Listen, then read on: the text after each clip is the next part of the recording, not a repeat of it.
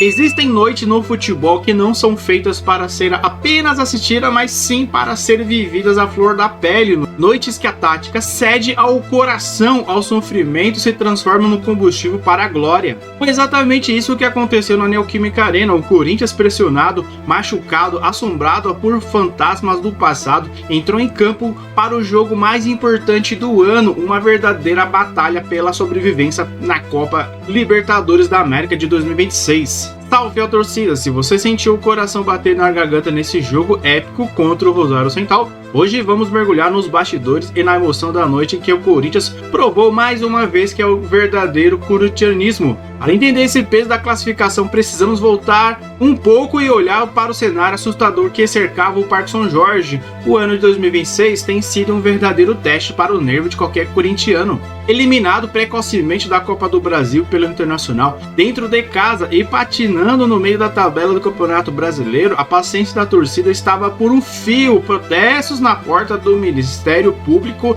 clima de ebulição política e cobranças diárias. A Libertadores não era mais apenas um sonho, mas sim uma obrigação, a única tábua da salvação para uma temporada que ameaçava terminar em tragédia. E como se a pressão do presente não bastasse, o Corinthians precisava enfrentar os seus próprios demônios do passado. A fase de oitavas de final da Libertadores sempre foi uma pedra no sapato alvinegro. Desde o título invicto de 2012, o Timão só havia conseguido passar dessa fase uma única vez. Eram eliminações traumáticas que ainda doíam na alma do torcedor. Lembranças amargas contra o River Plate, o Boca Juniors, o Guarani de Paraguai, fantasma das oitavas estava ali, rondando Itaquera, pronto para dar o bote, e o adversário não facilitava. Rosário Central, um time cascudo, catimbeiro e perigoso. No jogo de ida na Argentina, um empate sem gols heróico, onde o Corinthians já estava jogado com a menos após a expulsão de Alan.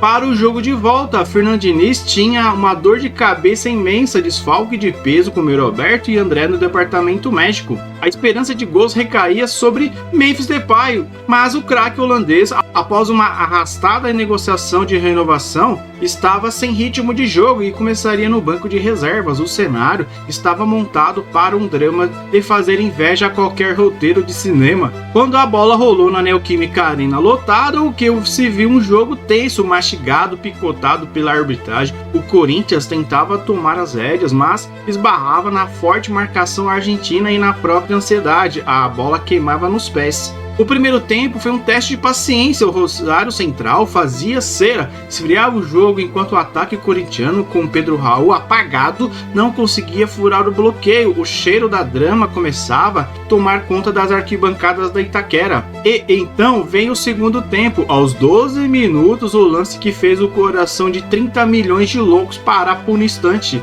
Ranieri, em uma dividida, atinge a coxa do adversário com as travas da chuteira. O árbitro é chamado ao VAR. O veredito foi implacável, cartão vermelho mais uma vez, e o Corinthians se via com um jogador a menos para um jogo decisivo de Libertadores. O desespero parecia bater a porta. A história de eliminações cruéis ameaçava se repetir ali, diante dos olhos da fiel. Mas é justamente na adversidade extrema que o DNA corintiano se manifesta. O concreto de Itaquera pareceu ganhar vida. A torcida, ao invés de se calar pelo medo, ergueu a voz e transformou o estádio em um verdadeiro caldeirão ensurdecedor. Fernando Diniz precisava agir. Com um a menos, recuou as linhas, ajustou a marcação e preparou o bote. Aos 24 minutos, a substituição que mudaria o destino da partida. Memphis Depay é chamado. A arena vem abaixo. O holandês estava de volta. Memphis não jogava desde maio, estava sem ritmo, mas o craque é craque. A simples presença dele mudou a atmosfera. Rosário Central, quem tentava se aproveitar da vantagem numérica, começou a se organizar diante de uma postura aguerrida do meio de campo alvinegro.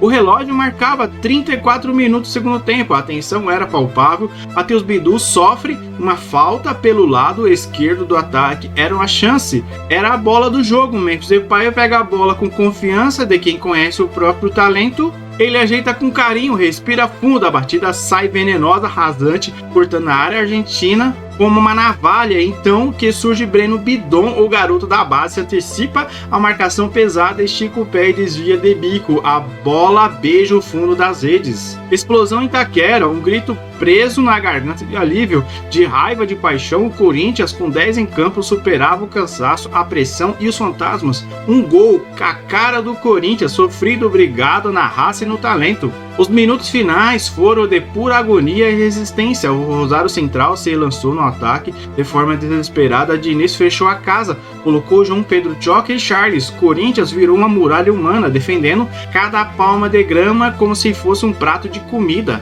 E quando o apito final soou, o cartaz foi absoluta. Jogadores caindo no gramado, exausto, fiel, cantando a pele nos pulmões, mas a cena que resumiu a noite não aconteceu dentro das 4 linhas, aconteceu na arquibancada no setor norte da arena. O zagueiro Gabriel Paulista, movido por uma emoção incontrolável, subiu as escadas e foi comemorar no meio da torcida organizada, abraçado os torcedores, cantando para o Popó, e ele não era mais um jogador, ele era a personificação de cada um de nós ali na arquibancada. É tudo que o Corinthians pede, como ele bem disse na análise pós-jogo, que o muro entre o campo e a arquibancada seja apenas simbólico. Gabriel Paulista mostrou que o time entendeu o recado, eles lutaram por nós e nós lutamos por eles. Na entrevista coletiva, o Fernando Diniz, visivelmente emocionado e orgulhoso, tentava encontrar palavras. Ele destacou a força mental do elenco, jogar mais de 50 minutos somados com 1 a menos nos 2 jogos e sair sem sofrer gols é um feito defensivo monumental.